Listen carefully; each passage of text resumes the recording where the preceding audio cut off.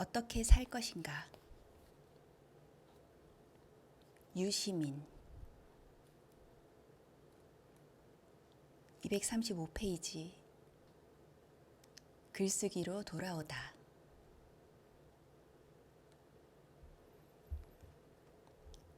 프리랜서 글쟁이는 나쁘지 않은 직업이다. 무엇보다 물적 자본이 없이 일을 할 수 있어서 좋다.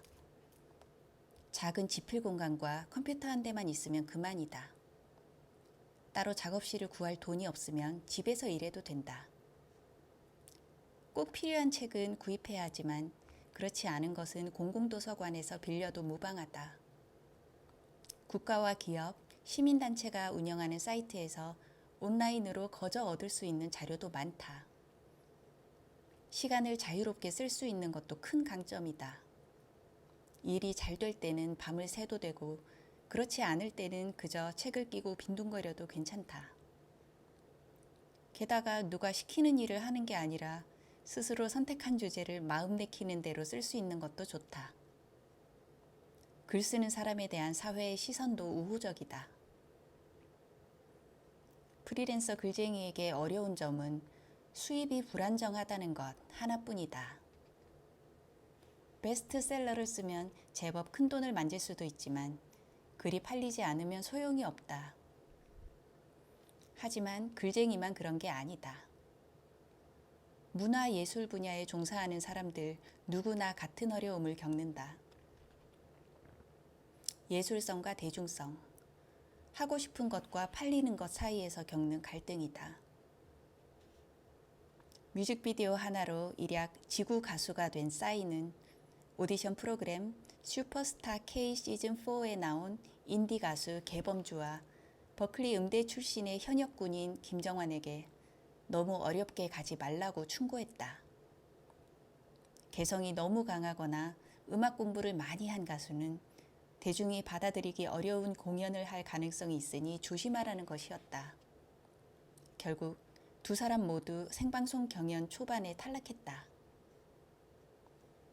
미량과 피에타로 유럽 영화제에서 큰 상을 받은 영화감독 이창동과 김기덕도 비슷한 어려움을 안고 있다. 두 감독의 영화들은 수준 높은 전문가들에게는 매번 극찬을 받지만 아직 대박 흥행은 하지 못했다. 반면 꿈꾸는 다락방, 리딩으로 리드하라 같은 베스트셀러를 쓴 프리랜서 작가 이지성은 시장에서 커다란 성공을 거두었지만 지식인 사회에서 적절한 수준의 존중을 받지 못한다. 나만의 세계에 집착하면 대중과 소통하지 못해 고립될 수 있고 대중의 취향만 따라가다 보면 창의적이고 독자적인 자기 세계를 단단하게 구축하지 못할 수 있다. 문화예술 분야의 직업을 가진 사람이라면 누구나 겪는 갈등이다. 나의 글쓰기도 여기서 주저하고 방황한다. 피할 수 없는 고민이 아닌가 싶다. 어쨌든 나는 글쓰기가 좋다. 그것은 무엇보다 그 일 자체가 주는 기쁨과 만족감 때문이다. 무엇이든 쓰려면 다른 사람이 쓴 글을 읽고 내 머리로 생각하고 스스로 느껴야 한다. 쓰는 일은 비우는 동시에 채우는 작업이다. 배움과 깨달음이 따라온다. 가지고 있던 생각이 틀렸다는 것을 깨닫거나 모르고 있던 것을 새로 알게 되었을 때 좋은 문장 하나를 쓰고 혼자 감탄하면서 싱글벙글 할 때 나의 뇌에서는 도파민이나 세로토닌이 대량 분비되는 것 같다. 그것들은 사랑에 빠지거나 마약을 복용할 때 황홀감을 느끼게 하는 화학 물질이다. 좋은 글을 쓰면 좋은 평판을 얻는다. 부자가 되기는 어려워도 그럭저럭 살아갈 수는 있다. 게다가 세상과의 유대를 이어가면서 다른 사람들과 정신적, 정서적으로 교감할 수 있다면 나이가 더 들어도 일을 할 수 있다. 40살에 유학을 중단하고 돌아와 한동안 그렇게 살았다. 난생 처음으로 적금 계좌를 만들어 저축이라는 것을 해보았다. 아내 앞으로 연금보험도 하나 들었다. 작업은 집에서 했다. 라디오 대담 프로그램과 텔레비전 토론 프로그램 진행은 일시적인 부업이었다. 43세 늦둥이 아들을 얻었다. 가사도우미 아주머니가 퇴근하고 나면 어느 연구기관에서 임시직으로 일하던 아내가 돌아올 때까지 아이를 유모차에 태우고 아파트 단지 놀이터를 배회하곤 했다. 아기를 안고 나온 이웃의 젊은 어머니들과 놀이터 그늘에 앉아 아이 키우는 문제에 관한 생각과 경험을 나누었다. 얼굴이 알려져 가끔 불편했던 것을 제외하면 일상이 행복한 시기였다. 정치는 글쓰기보다 훨씬 더 어렵고 여러모로 뜻깊은 일이다. 나는 정치인 노무현을 좋아했다. 그가 너무 외로워 보이기에 도우려고 나섰다가 정치에 뛰어들었다.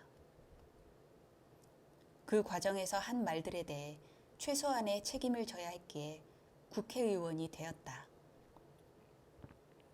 소란스러운 싸움을 벌인 끝에 국가 권력의 중심에 다가선 적도 있었다.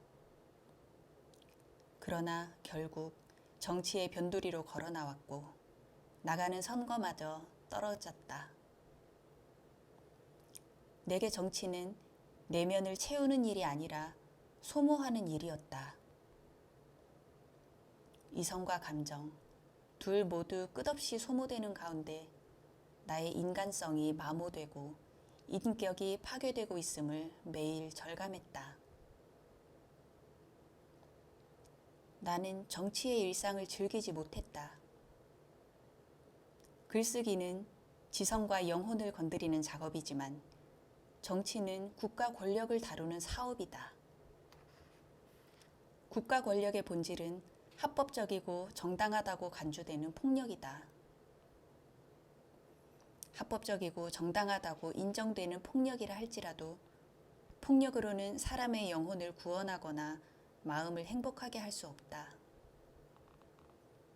정치가 해야 할 일은 합법적이고 정당한 폭력을 선용함으로써 사람들이 저마다 원하는 행복한 삶을 살아갈 수 있는 사회적 환경을 만드는 것이다. 권력이 걸려있기 때문에 정치는 글쓰기와 달리 거의 언제나 살벌한 대결과 가시돋친 공격, 분노, 경쟁심, 질투, 굴욕과 같은 감정의 격동을 동반한다. 나는 글쓰기로 되돌아왔다. 정치가 싫다거나 잘할 수 없을 것이라는 좌절감 때문만은 아니다.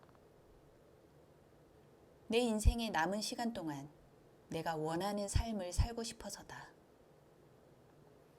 인생이라는 너무 짧은 여행이 그리 길게 남지 않아서다. 그래서 더 절실한 마음으로 자문해 본다. 나는 지금 잘 살고 있는가? 이 삶은 훌륭한가? 이렇게 계속 살아가도 괜찮은 것인가? 오늘 하루의 모든 순간들은 내게 의미가 있었는가? 나는 세상을 떠날 때 내가 지금 하는 일들에 대해서 스스로 어떤 평가를 하게 될까? 내 마음이 이렇게 대답했다. 직업으로서의 정치를 떠나 글 쓰는 일로 돌아가자. 마음이 설레고 일상이 기쁨으로 충만한 삶을 살자.